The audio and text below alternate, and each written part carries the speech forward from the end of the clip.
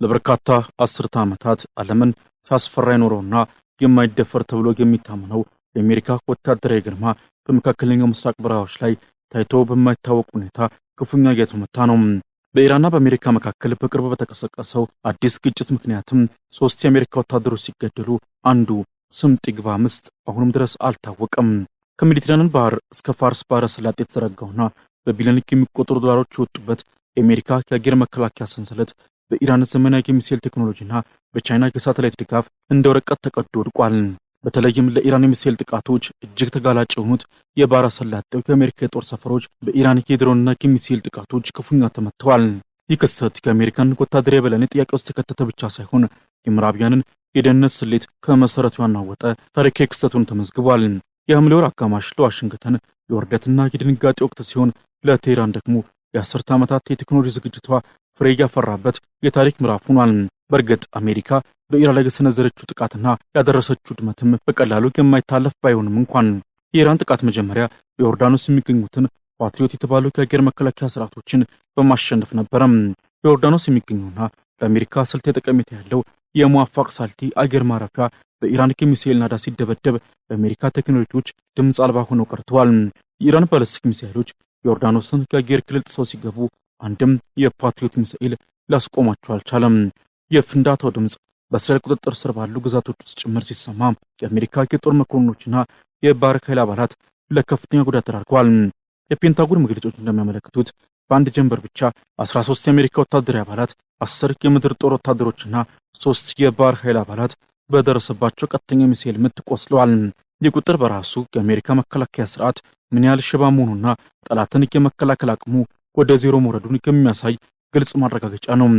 ይህ ውድቀት ግን በዮርዳኖስ ድንበር ብቻ የተገደበ አልነበረም።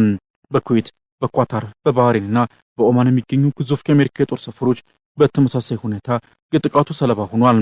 በተለይም በኳታር የሚገኘውና የአሜሪካ ማዕከላዊ ዕዝ መቀመጫ የሆነው አልኡዴድ እንዲሁም በኩዌት የሚገኘው አሊ አልሳሌም የጦር ሰፈሮች የኢራን ዞልፋጋር የተባሉ ባለስቲክ ሚሳኤሎችና የሰው አልባ ድሮኖች ድብልቅ ናዳ ሲወርድባቸው የአሜሪካ ሃርድ ኪልና ሶፍት ኪል መከላከያዎች ሙሉ በሙሉ ስራ አቁሞ ታይተዋል። የኢራን ሚሳኤሎች የአሜሪካንን መከላከያ ለማለፍ የተጠቀሙበት ዘዴ እጅግ ረቂቅና በሳይንስ የታገዘ ነበር። ይህ ጥቃትም አሜሪካ በመካከለኛው ምስራቅ የገነባችውን የደህንነት ግንብ ንዶታል። ለአሜሪካ መከላከያ ስርዓት ውድቀት ዋነኛውና ስልታዊ ምክንያትም የኢራን ሚሳኤሎች ከቻይናው በይዱ 3 የሳተላይት መፈለጊያ ስርዓት ጋር መገናኘታቸው ነው። የስርዓት ሚሳኤሎቹ በጠፈር ላይ ሆነው መንገዳቸውን እንዲያስተካክሉና በአሜሪካ የኤሌክትሮኒክስ መገናኛ ዘዴዎች እንዳይጠለፉ የሚያደርግ ምስጢራዊ ቁልፍ የታጠቀ ነው። ቀደም ሲል አሜሪካ ሶፍት ኪል በሚባለው ዘዴ የጠላት ሚሳኤሎችን በሬዲዮ ሞገድ በማታለልና አቅጣጫቸውን በማስለወጥ ትከላከል ነበር። ሆኖም ቻይና ለኢራን የሰጠቻቸው ምስጢራዊ ኮዶች አሜሪካ እነዚህን ሚሳኤሎች እንዳታያቸው ወይም አቅጣጫቸውን እንድታስለውጥ አድርገዋታል። ይህ ማለት የአሜሪካ ቴክኖሎጂ በራሱ ሜዳ ላይ በቻይናና በኢራን የቴክኖሎጂ ጥምረት ተሸንፏል ማለት ነው። የሳተላይት ምልክቶችን የማታለል ጥበብ አሁን የኢራን መጫወቻ ሆኗል። በቤጂንግ ውስጥ የአሜሪካ መከላከያ ሚሳኤሎች በከንቱ ሲተኮሱና ሲባክኑ እየታየ ነው። አሜሪካ አንድን ርካሽ የኢራን ድሮን ለመምታት 4.2 ሚሊዮን ዶላር የሚያወጣ የፓትሪዮት ሚሳኤል አሊያም 12.7 ሚሊዮን ዶላር የሚያወጣ የታዲክ የአየር መከላከያ ተተኩሳለች። የኢራን ድሮን ግን ዋጋው ከ$20,000 አይበልጥም። ይህ ኢኮኖሚ ኪሳራ አሜሪካንን ለከፍተኛ የሀብት መመናመን ቀውስ አድርጓታል። የስትራቴጂክ ጥናቶች እንደሚያመለክቱት አሜሪካ ካሏት መከላከያ ሚሳኤሎች ውስጥ ከግማሽ በላይ የሚሆኑትን በአጭር ጊዜ ውስጥ ተኩሳ ጨርሳለች።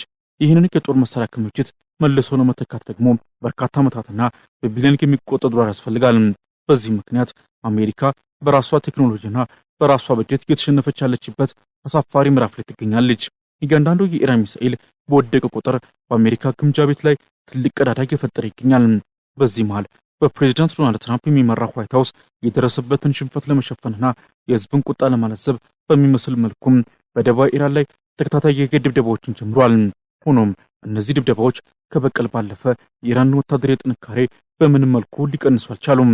አሜሪካም በሆርሙዝ ጋንና በሲስታን ባሉቺስታን ግዛቶች የሚገኙ ድልድዮችን፣ የኮሙኒኬሽን ማማዎችንና የባህር ላይ ክትትል ማዕከሎችን እየመታች ቢሆንም የኢራን አብዮታዊ ዘብ ግን አሁንም በባህረ ሰላጤው ላይ ያለውን የበላይነት እንደቀጠለ ነው። የአሜሪካ ጥቃቶች በኢራን ሲቪል መሰረተ ልማቶች ላይ ያነጣጠሩ መሆናቸው ዋሽንግተን ወታደራዊ መፍትሄ እንደሌላትና ተስፋ በመቁረጥ ወደ መሰረተ ልማቱ ወደ ስትራቴጂ መመለሷን ያሳያል። በተለይም በቻባር የሚገኘው የባህር ላይ ክትትል ማመንታቱ አሜሪካ የኢራን የባህር ላይ እንቅስቃሴ ለማየትና ለመቆጣጠር ያላትን ከፍተኛ ፍላጎት ያሳያል። ሆኖም ኢራን ይህንን ጥቃት ተከትሎ ጦርነቱ ወደ አዲስ ቀጠናዎች ይስፋፋል በሚል አስፈሪ ማስጠንቀቂያ ሰጥታለች። ከአሜሪካ የጦር መርከቦች በሆርሙዝ ወሽመጥ ውስጥ በነጻነት መንቀሳቀስ የሚችሉበት ደረጃ ላይ መድረሳቸው እንዲሁም የዓለም የንግድ መርከቦች እንቅስቃሴ መቆሙ የኢራንን ስልታዊ የበላይነት ይበልጥ ያጎለዋል። አሜሪካ በኢራን የባህር ጠረፍ ላይ የምታደርገው ድብደባ የኢራን ሚሳኤሎች ከመተኮስ ሊያግዳቸው አልቻለም። ይልቁንም ቁጣቸውን በማነሳሳት ለበለጠ ጥቃት አነሳስቷቸዋል። የአሜሪካ የጦር ስልት አሁን ላይ ከመከላከያ ወደ ማጥቃት ለመቀየር ቢሞክርም የመሬት ወረራ ለማድረግ ግን ፈጽሞ አቅም እንደሌለው ወታደራዊ ባለሙያዎች ይስማማሉ። የአሜሪካ የምድር ጦር ወደ ኢራን ምድር ቢገባ የኒውክሌር ቁሳቁሶችን ለማውጣት ከሚደረግ አጭር ኦፕሬሽን ባለፈ ግዛትን ለመቆጣጠር የሚያስችል የሰው ኃይልም ሆነ የሞራል ጥንካሬ የለውም።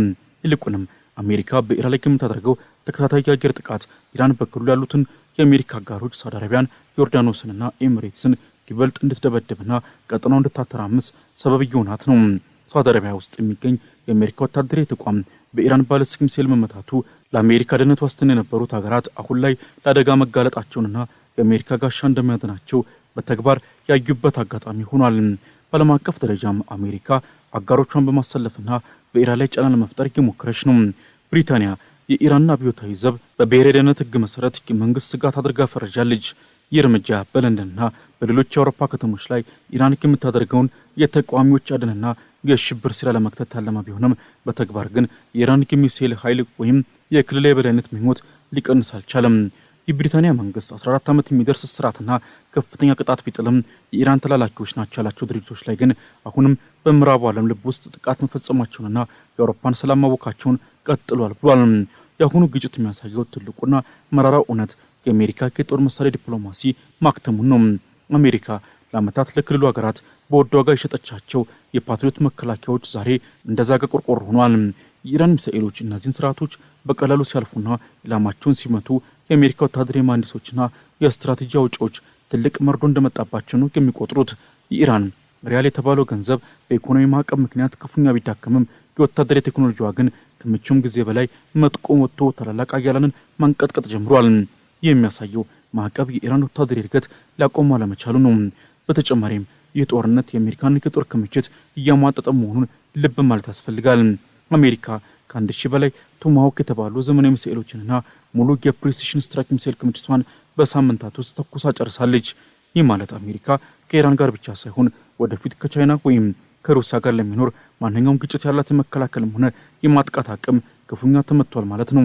በቤጂንግ የሚገኙ ባለስልጣናት አሜሪካ ውድና ውስብስብ ሚሳኤሎቿን በኢራን ርካሽና በቀለል በሚመረቱ ድሮኖች ላይ ስታባክን እያዩ በታላቅ ደስታ የድል ደወል እየደወሉ ነው። አሜሪካ ራሷን ለከፋ ስትራቴጂክ ድክመት አጋልጣ ሰጥታለች። በዚህ አስከፊ ወቅትም የኢራን ሚሳኤሎች በክልሉ የሚገኙትን የአሜሪካ የጦር ሰፈሮች አንድ ባንድ እያደኑ መምታታቸው የአሜሪካን ወታደራዊ ስምሪት ትርጉም አልባ አድርጎታል። በባህሬን የሚገኘው የአሜሪካ አምስተኛ የባህር ኃይል እዝ ዋና መስሪያ ቤት እንኳን ከጥቃቱ ማምለጥ አልቻለም። የባህር ኃይል መኮንኖች በድንጋጤ ውስጥ ሆነው ጥቃቱን ሲከላከሉ ቢቆዩም የኢራን ሚሳኤሎች ግን በትክክለኛ ኢላማቸው ላይ ማረፋቸውን ቀጥለዋል። ይህ የሚያሳየው ኢራን በባህር ላይም ሆነ በየብስ ላይ ያለውን ወታደራዊ እንቅስቃሴ የመቆጣጠር ሙሉ አቅም እንዳላት ነው። በፕሬዚዳንት ትራምፕ የሚመራው አስተዳደር በኢራን ላይ የሚሰነዘረው የአየር ጥቃት መጠን ቢጨምርም ይህ ግን የኢራንን መንግስት ወደ ድርድር ጠረጴዛ ሊያመጡ አልቻለም። ይልቁንም የኢራን ህዝብና ወታደራዊ አመራር በበለጠ ጽናት እንዲቆሙ አድርጓቸዋል። በቴህራን ጎዳናዎች ላይ የሚታዩት ግዙፍ ቢልቦርዶች ትራምፕን በሳጥን ውስጥ አድርገው የሚያሳዩት ምስል የኢራን የስነ ልቦና ጦርነት የበላይነት ያሳያሉ። አሜሪካ በቴክኖሎጂ ብቻ ሳይሆን በስነ ልቦናውም ረገድ በኢራን ተበልጣለች። የኢራን ወታደራዊ መሪዎች ጦርነቱን ወደ አሜሪካ ደጃፍ እናመጣለን የሚለው ዛቻቸው አሁን በተግባር እየታየ ነው። የመካከለኛው ምስራቅ ሰማይ አሁን ላይ የአሜሪካ ሳይሆን የኢራንና የቻይና ቴክኖሎጂ በላይነት የሚታይበት ሆኗል። የአሜሪካ የጥበቃ ጋሻዎች መበጣጠስ አዲስ የዓለም የኃይል ሚዛን መፈጠሩን ከሚያበስር ሲሆን ዋሽንግተንም ከእንግዲህ የዓለም ብቸኛ ኃያል ሆና መቀጠል እንደማትችል በተግባር የታየበት ታሪክ ምዕራፍ ሆኗል። የኢራን ሚሳኤሎች ዮርዳኖስን፣ ኩዌትንና ሳውዲን ሲያነጋግሩና የአሜሪካን የጦር ሰፈሮች ሲያጋዩ የአሜሪካ ግርማ ሞገስና ያስፈራ የነበረው ወታደራዊ ክብር አብሮ ወደ መቃብር እየወረደ መሆኑን ዓለም በድንጋጤ እየተመለከተች ነው። ከዚህ በኋላ አሜሪካ በመካከለኛው ምስራቅ ያላት ስምሪት ሙሉ በሙሉ መከለስ ይኖርባታል። ካሁን በኋላ የአሜሪካ ወታደሮች በክልሉ በሚገኙ ጦር ሰፈሮች ውስጥ መቆየታቸው ለደህንነታቸው ዋስትና እንደማይሰጥ ግልጽ ሆኗል። የኢራን ሚሳኤሎች አሜሪካን አይነ ስውር አድርጓታል። ቻይና ከጀርባ ሆና በሰጠቻቸው የቴክኖሎጂ ድጋፍ ኢራን አሜሪካን በገዛ ሜዳዋ ላይ ድል አድርጋታለች።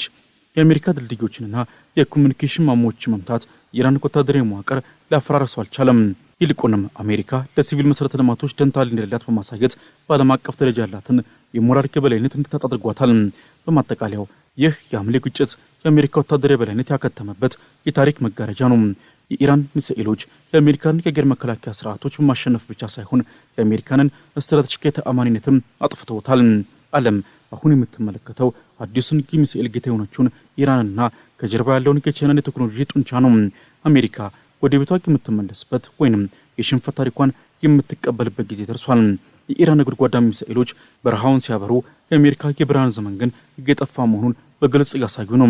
ይህ ውድቀት ለትውልድ የሚነገርና የምዕራባውያንን ትዕቢት የሰበረ ትልቅ የታሪክ ትምህርት ሆኖ ይኖራል።